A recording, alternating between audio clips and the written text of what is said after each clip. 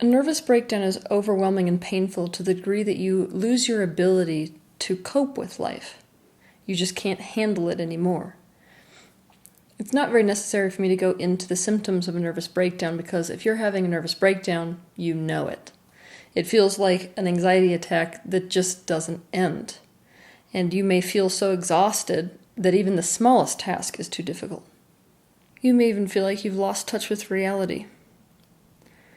It feels like you're forced to simply surrender and allow the feelings to take over your body like an emotional version of the flu. The most common causes of nervous breakdown are past traumas, problem in intimate relationships like breakups or divorces, experiencing a death of a loved one, problems relative to occupational pursuits like career or schooling, health problems such as injuries or chronic illnesses, and financial problems such as debt or poverty. Why did I just list these common causes? Because it's important if you're having a nervous breakdown to realize that it's happening for a reason. I can assure you that if you're in the middle of an emotional or a mental breakdown, you will not be thinking that you have a good enough reason to feel the way you feel. Instead, you'll feel like you've gone completely crazy. Because the feelings seem to be so disproportionate to the things that you are considering as having caused that particular sensation within your body. But you're not crazy. These are happening for a reason. That's why you're experiencing the sensations. It's just a stress crisis. Most importantly, you will not feel like it's temporary. You will feel like you've lost it for good.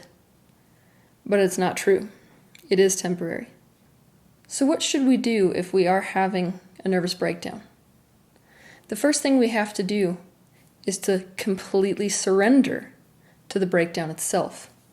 Breakdowns function like a riptide. If you try to resist them or go against them, you're just going to get sucked under the water 10 times quicker and it's going to drown you.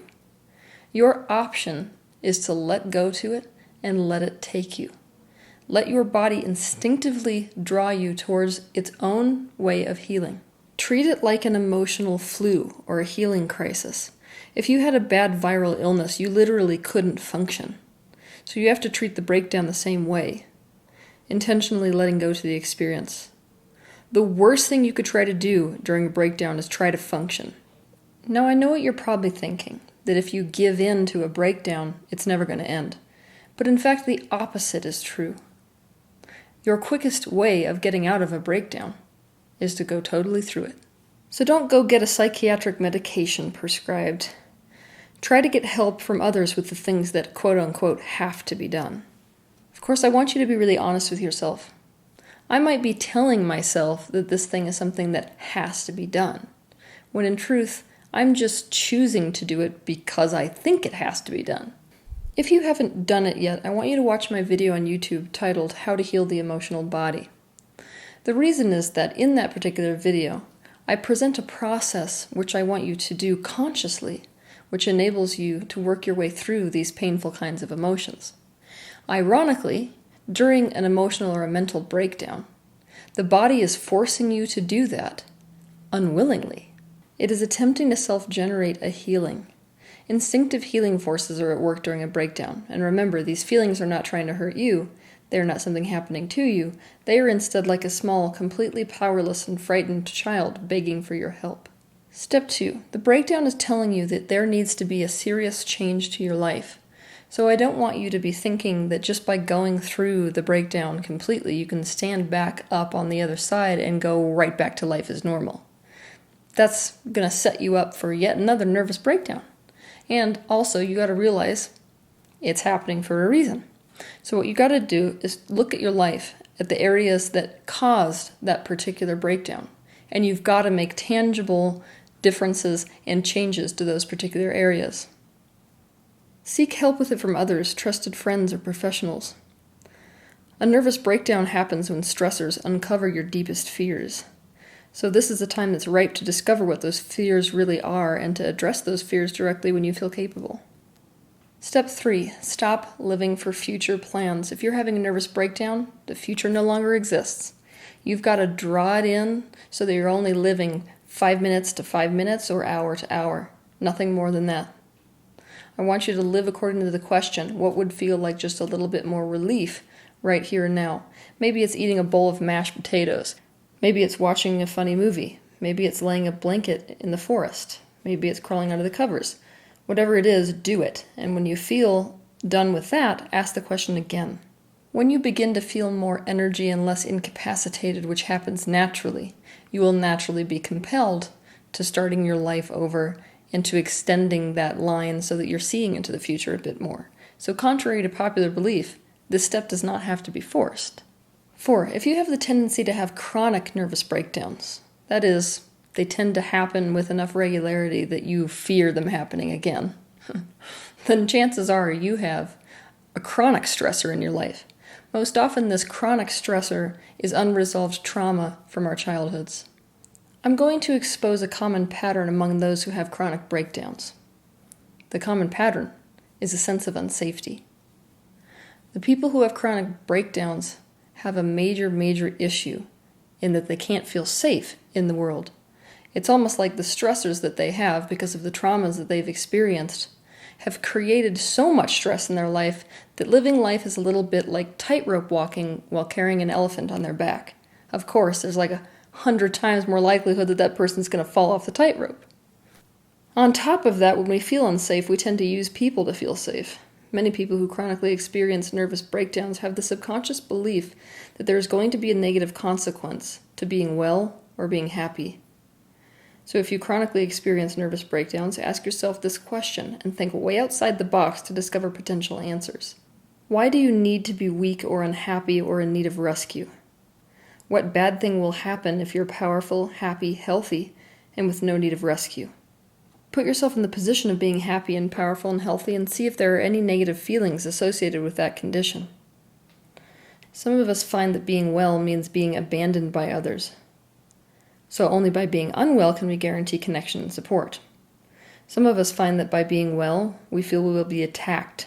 So by being unwell, we send up a white mercy flag that says to others, I'm the underdog, have mercy on me.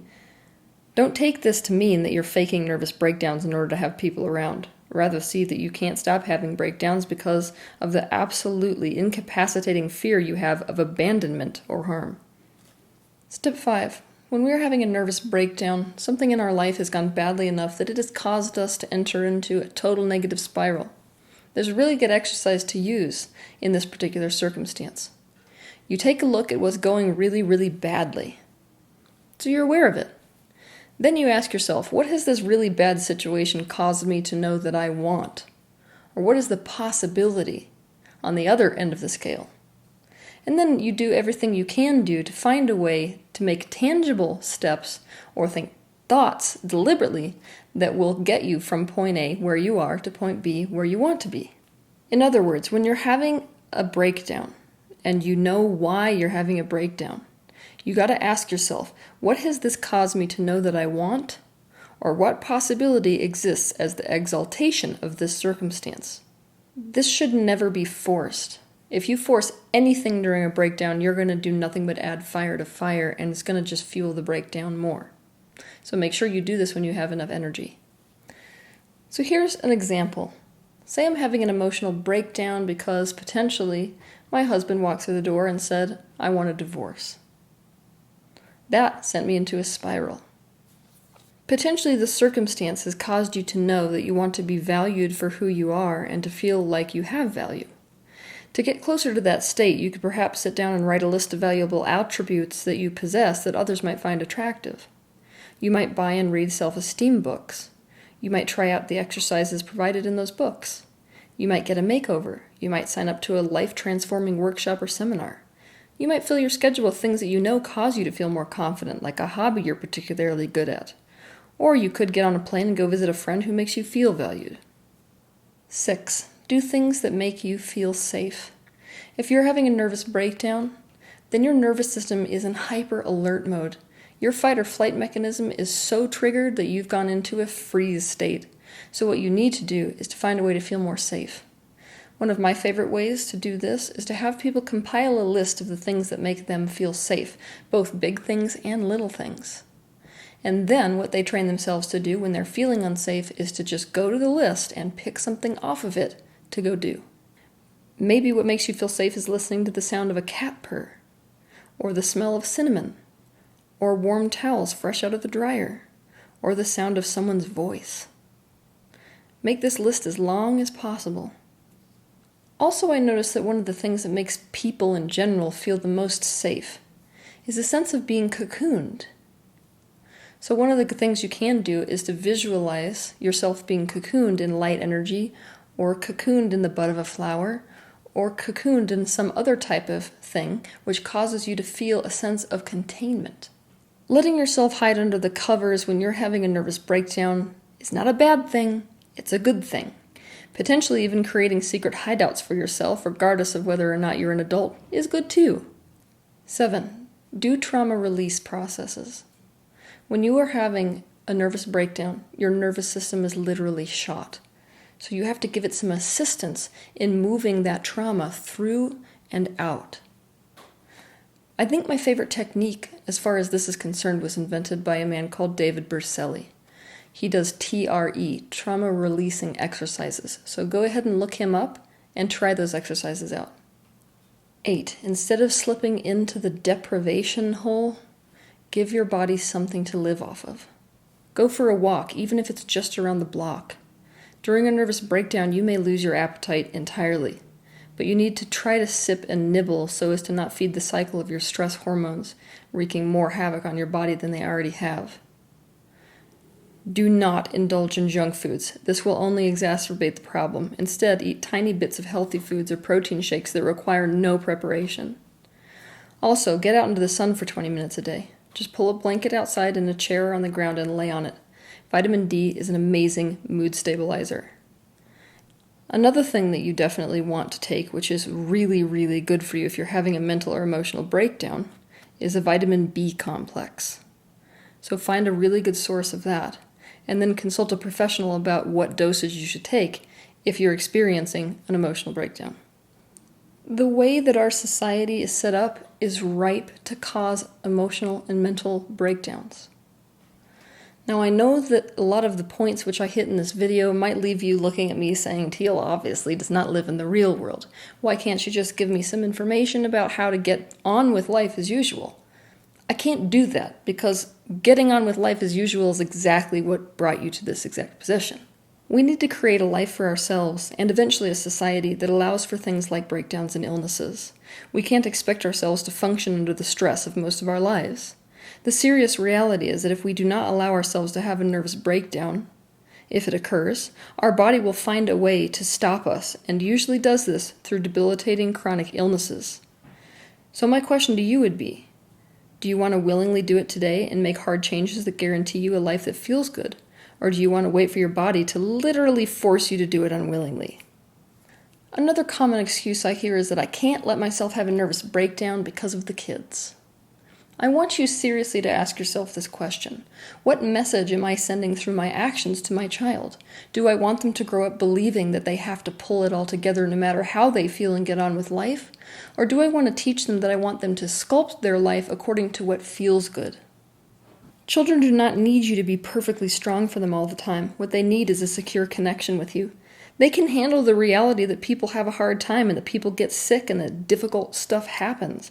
What they can't handle is the repercussions of you treating them like they are just one more reason that you have to keep it together. Can you feel the guilt and pain of being saddled with the perspective that you are the burden or one more item of pressure from your parent? The parents that handle these breakdowns the best are the ones that reassure their child of the security of the connection and of the unconditional nature of their love, whilst allowing themselves to have a breakdown. Letting yourself intentionally melt into the breakdown is the fastest way through the breakdown. I can promise you will not be the same person on the other side of this breakdown, and there will only ever be improvement on the other side of this breakdown. So repeat after me. It's okay to not be okay. Have a good week.